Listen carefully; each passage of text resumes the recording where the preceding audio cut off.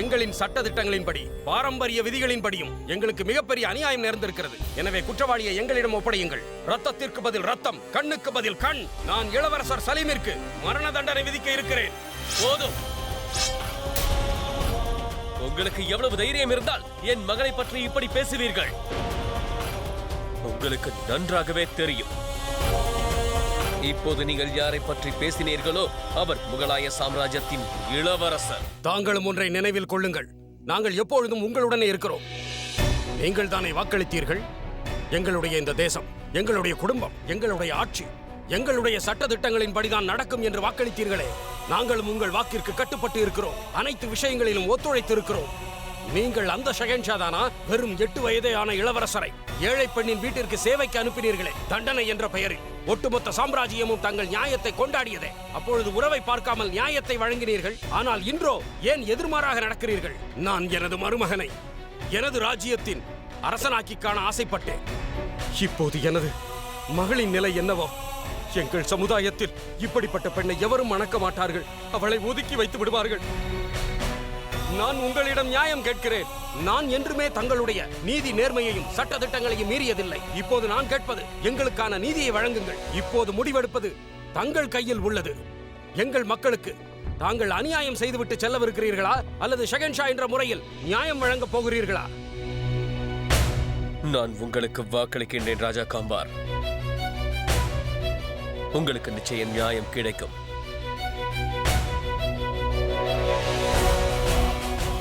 ஷஹன்ஷா ஜலாலுதீன் முகமது அக்பர் தன்னை நம்பியவர்களை கைவிடுவதில்லை.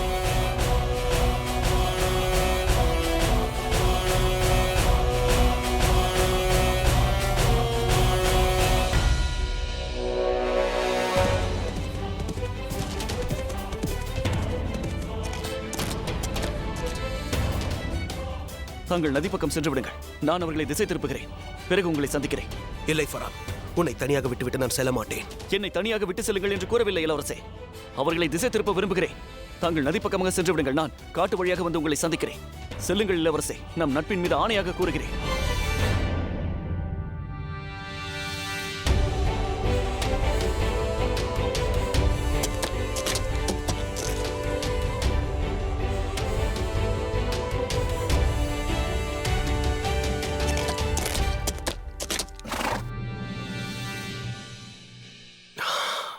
குதுப், என்ன தனியாக வந்திருக்கிறீர்கள்?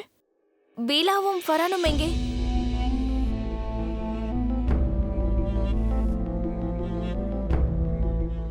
அவர்களை பாதுகாப்பான இடத்தில் தங்க வைத்துள்ளீர்களா? நல்ல வேலை செய்தீர்கள். இருவரும் ஒன்றாக இருந்தால் மகிழ்ச்சியாக இருப்பார்கள். காதலர்களை சேர்த்து வைத்து தாங்கள் நல்ல காரியம் செய்துள்ளீர்கள். நான் அவர்களை சேர்த்து வைக்கவில்லை.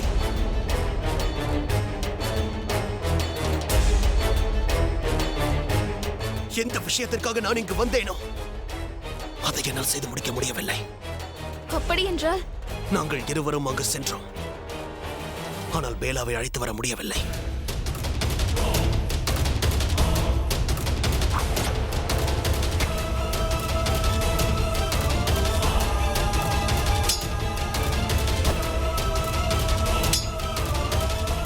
என்னால் உங்கள் இருவரின் உயிரும் ஆபத்தில் சிக்கக்கூடாது. தாங்கள் செல்லுங்கள். உயிருடன் இருந்தால் நாம் மீண்டும் சந்திப்போம். ஆனால் என் தோல்வியை ஒப்புக்கொள்ள மாட்டேன். நான் மீண்டும் அங்கு செல்வேன். இல்லை குதுப், தாங்கள் அங்கு செல்ல வேண்டாம். அவர்கள் தங்களை கொல்ல துடித்துக் கொண்டிருக்கிறார்கள். தங்கள் உயிருக்கு ஆபத்து. ஏனென்றால் நான் அதை கண்டேன். ஷஹன்ஷா ஜலாலுதீன் முகமது அக்பரும் கூட திருமணத்திற்கு வந்திருக்கிறார்.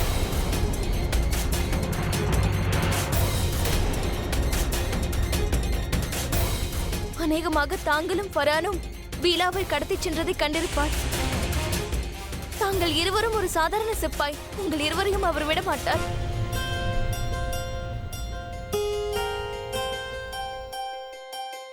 இவ்வுலகத்தில் இருக்கும் ஷஹன்ஷாவிற்காக பயந்த அவ்வுலகத்தில் இருக்கும் ஷஹன்ஷாவை நான் ஏமாற்ற மாட்டேன்.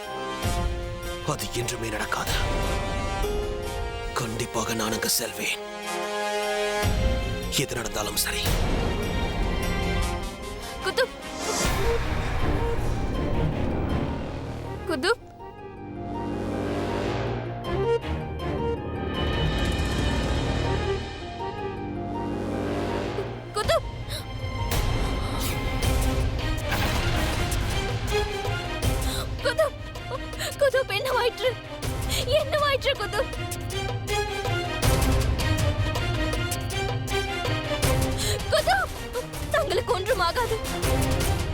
கண்களை திறங்கள்.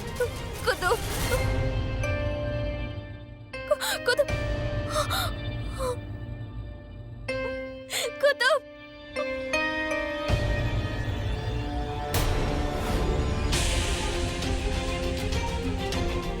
யாக்குதா, அவர்கள் இங்கும் வந்துவிட்டனர். ஒருவேளை குதுப் மாட்டிக்கொண்டால் அவர்கள் இவரை விட மாட்டார்கள். நான் எப்படியாவது குதுப்பை காப்பாற்ற வேண்டும். குதுப்,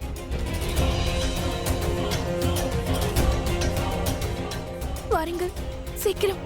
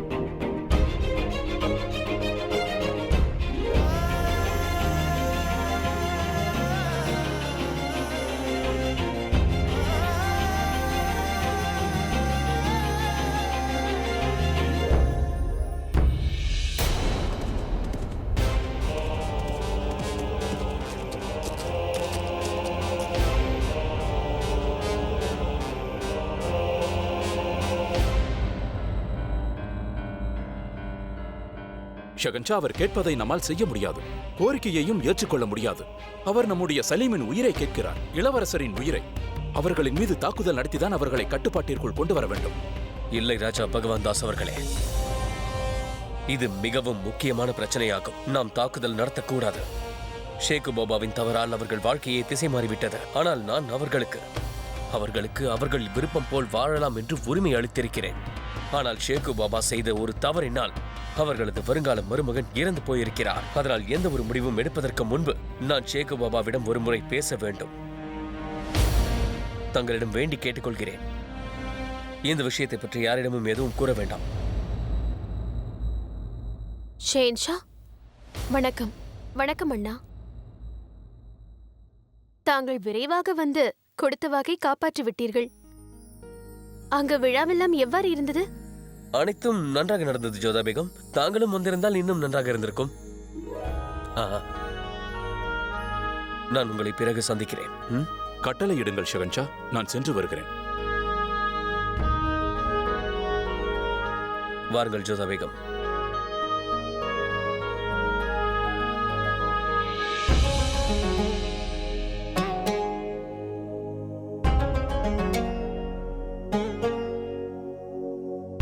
மிகவும் களைப்பாக இருக்கிறீர்களா?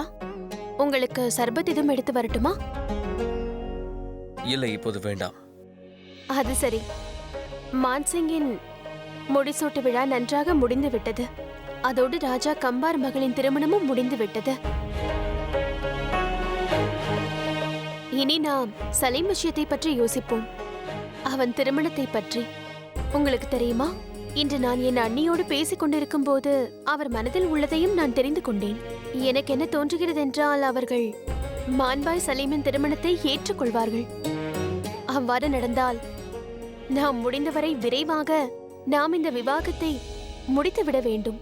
அது முடிவானதும் நாம் ஆக்ரா செல்ல வேண்டும்.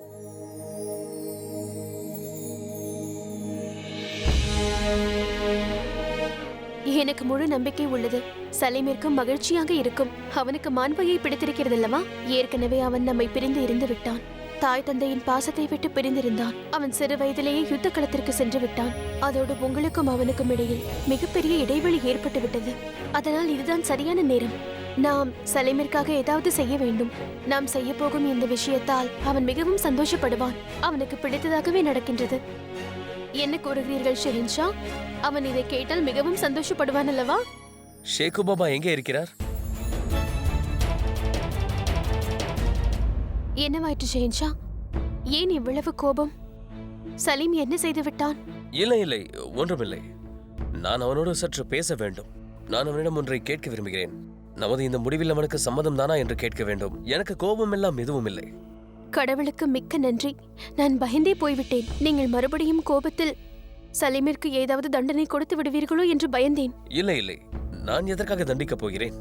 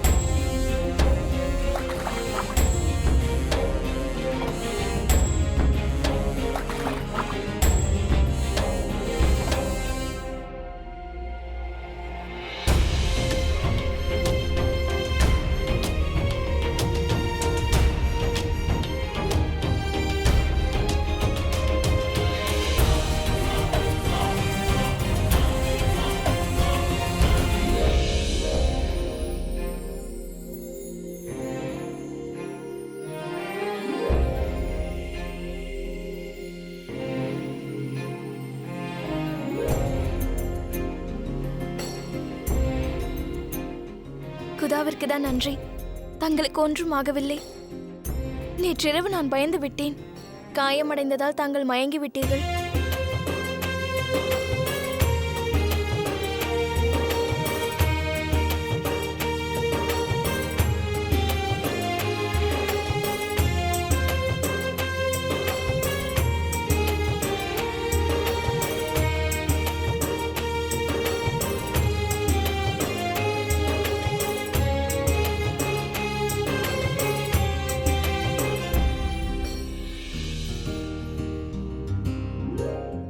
தாங்கள் அமர்ந்து கொள்ளுங்கள். நான் தண்ணீர் தருகிறேன்.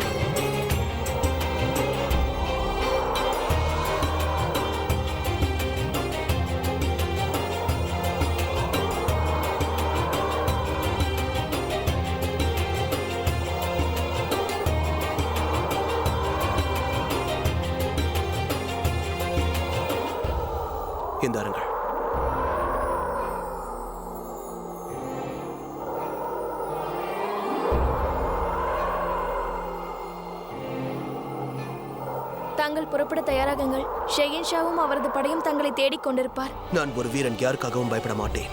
ஆனால் ஷெஹின்ஷா? எனக்கு ஷெஹின்ஷாவை பார்த்தும் பயமில்லை.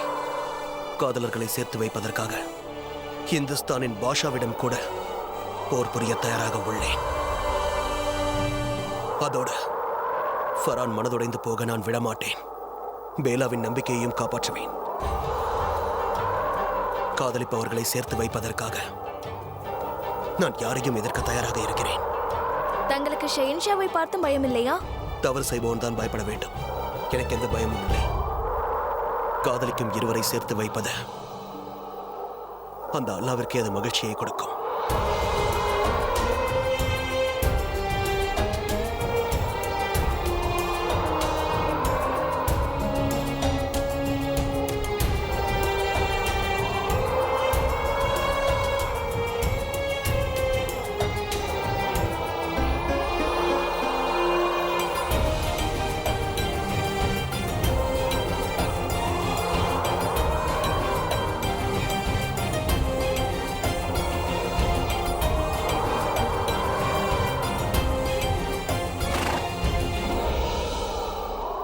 தங்கள் உதவிக்கு மிக்க நன்றி. நான் இப்பொழுது வேலையை முடிப்பதற்காக தான் செல்கிறேன். நான் முடிவெடுத்து விட்டேன்.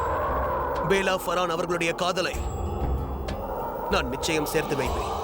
இது உங்களுக்கு கொடுக்கும் வாக்கு.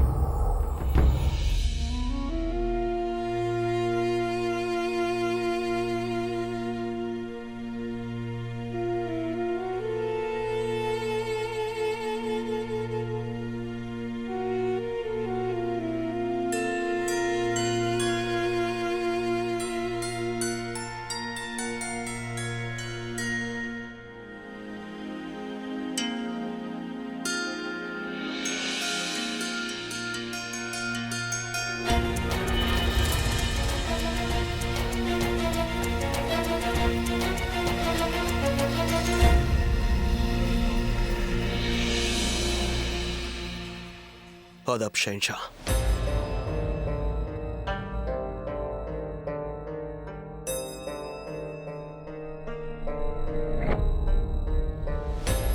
எங்கே சென்றிருந்தீர்கள்? நான் எங்கே சென்றேன் என்று தங்களுக்கு நன்றாக தெரியும். அதோடு தாங்கள் அங்கு வந்தது எனக்கும் தெரியும்.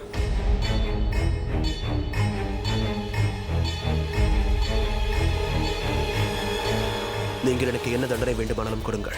ஆனால் நான் எந்த தவறும் எந்த குற்றமும் செய்யவில்லை. எனது நண்பன் ஃபரான் பேலாவை உயிருக்குயிராக காதலிக்கிறான். பேலாவும் ஃபரானை உயிருக்குயிராக நேசிக்கிறாள். தன்னை வந்து அழைத்துச் செல்லுமாறு அவள்தான் ஃபரானுக்கு செய்தி அனுப்பியிருந்தாள். நான் என் நண்பனுக்கு உதவி செய்தேன். காதலர்களை சேர்த்து வைப்பது நல்ல செயல். அதில் தவறு இல்லை. அது மிகவும் உன்னதமான செயல். பேலா யாரை திருமணம் செய்வதாக இருந்தாலோ அவரை அவள் விரும்பவில்லை. ஆகையால் அந்த திருமணம் நடந்திருந்தால் தான் தவறு.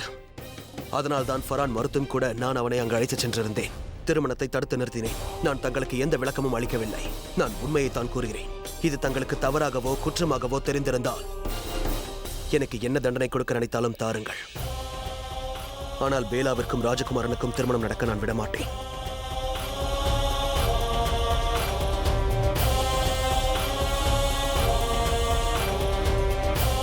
யா அல்லாஹ், ஷேக் பாபாவிற்கு தன் கையால் மாப்பிள்ளை இறந்த விஷயம் கூட தெரியவில்லையே.